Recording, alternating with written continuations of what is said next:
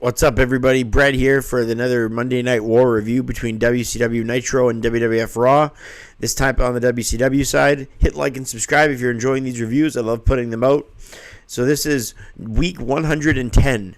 Nitro has 91 wins in the 110 times they've faced off to WWF's 17 wins and 2 draws. Nitro beats Raw for the 72nd week in a row. The scores were 4.1 for Nitro to Raw's 2.7. So there's a cable difference on the Nielsen ratings of 1.4 in favor of WCW Nitro. This Nitro went live December the 15th, 1997 on TNT from the Independence Arena in Charlotte, North Carolina, USA, also known as Flair Country. We first see a shot of the crowd in Charlotte as the Pyros go on. As Shivani says, this is Pro Wrestling's #1 program. Tonight it's a solid 3 hours of Nitro. They show last week how the dummy became a person, went through the canvas from the rafters, as Sting dropped every member of the NWO when he turned out not to be the dummy as he came from the ring canvas area. Today says Bret Hart will be here tonight answering the questions of if he's in the New World Order. And we are 13 days until Starrcade 97. But this Nitro with Bret Hart debuting and is a 3-hour episode of the main highlights as we kick things off. Bischoff talks about Nash being the real giant. Hennig says that he's in tough in Flair country, sarcastically. Hennig says that in Washington, D.C., he's ready to go to war in a cage with this title on the line. Hogan talks trash a bunch over Sting.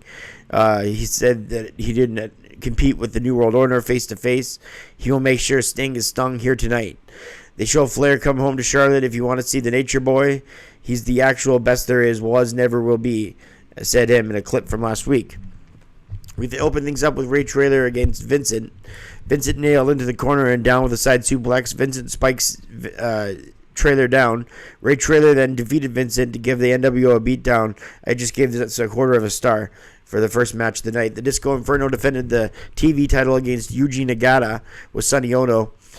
Nagata goes for shots, then a choke, and then there's a poke to the eye, a back elbow, and a forearm shot to the Disco Inferno as he kicks out. Disco then hits the turnbuster, and Inferno retains the title after beating Yuji Nagata, who had Sonny Ono in his corner.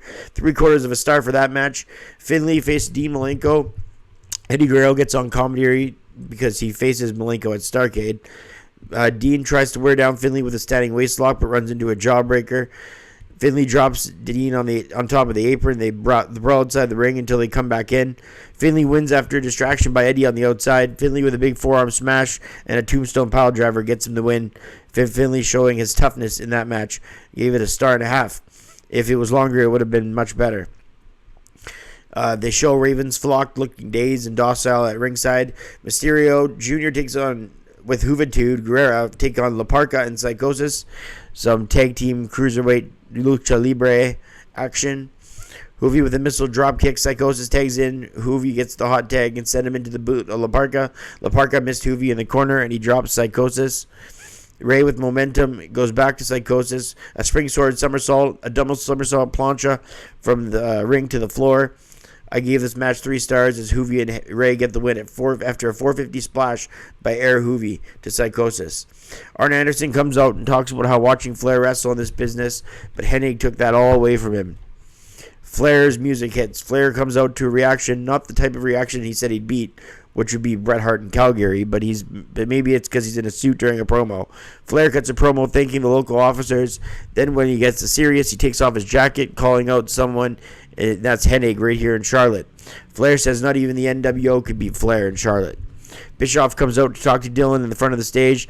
Bischoff says it's not fair because he's not a wrestler, and this type of match with him and Zbyszko, he wants it to be karate rules are allowed, so they're allowed karate kicks. But Dylan says that submissions will also be allowed in the match because that's Zbyszko's forte, the submission style of wrestling. Bischoff wasn't happy about that last part. Scott Hall takes on Jericho. Jericho upset Hall a few weeks before, and this is when Jericho was rather green if you compare him to his later years. So that was an upset. Jericho is down. Hall signals for the outsider's edge. He held him in the air for a few seconds, planted him, and then defeated him like that, getting him his win back. I rated it a 1.25 stars. They play the NWO footage of beating DDP, Luger, the Giant, and then at the end it says, "Get the message," as the following is announcement of New World Order. Meng comes out to take on somebody, Mongo, but Goldberg interferes, and Goldberg is the reason they don't, as both guys clear their side of the ring, as security guards had to get them out of their side of the ring, that is. Next up, we have the Steiner brothers defend the titles against Conan and Scott Norton for the tag titles. A lot of belly-to-belly suplexes, overhead suplexes, some good work by the Steiners. I gave it a star and 3/4 after the Steiners win by DQ after Vincent got involved. Ray Traylor came to the ring to help members of the New World Order after the match, to help the Steiners against members of the New World Order. Macho Man Randy Savage takes on Booker T. Booker in singles action. A fan came running into the ring. Not sure if that was legit or not. They didn't focus on the fan, so I think it might have been real. Savage kicked him a few times.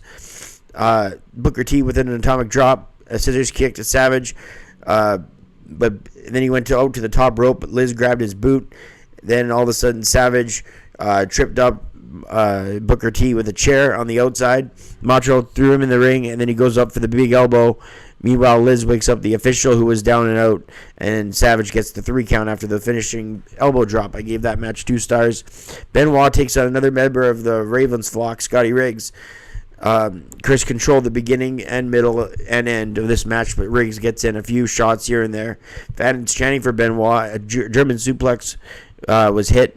Then an inverted suplex. Benoit connects with a diving headbutt, and then the crossface for the win. He turns around and runs into a jawbreaker. Benoit then with a crossface to Scotty Riggs after the match. Benoit gets on the mic and says, "Raven, you guys are all nonconformists. Well, look at me now." Then he dived onto the flock around ringside, and the flock just beat the hell out of Benoit since it was outnumbered. Saturn puts the rings of Saturn on Benoit, and that's how they ended that segment. J.J. Dillon comes out to confront Eric Bischoff. And Dillon says Bischoff says, "I want someone else to be a special referee." And then Dillon gets past playing games with him, and he says, "Okay, we're going to get one of your boys." And Bischoff says, "Yeah, bring him out right now." And Dillon says, "Sure, right now? You want him? Here he is." And out comes Bret the Hitman Hart making his WCW Nitro debut. Fans gave him a solid ovation despite the bad generic entrance theme he had. Bret says a bunch of things, including he knows what it's like to get screwed by a referee, which got a big pop. Eric goes, Bret, $7.5 million a year, no weekends. Like, we need to be partners on this. And Bret just didn't show any signs of wanting to be on Bischoff's side. Next up, we got Lex Luger versus Buff Bagwell. 3rd week in a row these guys have met. Buff Bagwell basically just did a lot of talking on the mic and posing. Luger then went for the torture rack, but Nick Patrick calls for the bell as Vincent came out and interfered in this match, and I don't give it a rating as a result. Kurt Hennig defends the U.S. title against Ric Flair for the main event of this night. Hennig cut a promo about why he's the best as United States champion. Hennig says he doesn't care if they bring in any horsemen. Flair comes out in Flair country to another big reaction. Flair wins by DQ in the end after Hall interrupted the match. Then Savage, Bagwell, Vincent, Norton, and Conan as well. No rating for that match either. Didn't really get going. After the match, the New World Order beat on Ric Flair. Hennig then goes down on the same leg, and Heenan points out that it's the same leg they injured. DDP, the Steiners, and DDP, the Steiners came out to help on Lex Luger. Shivani mentioned, or Ric Flair, I should say. Shivani mentions Bret Hart wasn't seen by the NWO, so that's notable. DDP stays in the ring, and he says he's got a spot for you, Kurt Hennig. Page comes to the ring and says, "Feel the bang." They end the show with Bischoff and Hogan come out clearing the ring area for just them until the NWO members come up behind them. Hogan says when you mess with the NWO, you do it for life. And that was an example of what happens. Then the lights go black. Hogan says he's not playing around. The lights go back on, and then you see Sting in the rafters. Then the lights go black again, and Hogan's getting tired of this. Hogan calls for him. The lights go black one more time, and Sting is seen over top of the WCW Nitro logo at the entrance stage. Hogan says, "You're a coward," and as Sting stands right over the statue, as Hollywood Hogan calls for Sting to come closer to the entrance side, but he does not. He just stares at him. Sting eventually starts to walk towards the ring, but that's when the credits roll. Quality rise out of 10. I give this Nitro a 7 out of 10. The show had some great wrestling. It had some good moments and some other stuff that made up good moments from interviews, promos, what have you. So once again, week 110, Nitro wins for the 72nd week in a row. Hit like and subscribe if you're enjoying these. I'm really getting a kick out of reliving the Monday Night Wars, and WCW is almost at Starrcade, so all good things coming from here. I'm Brett Mix, and I'm out.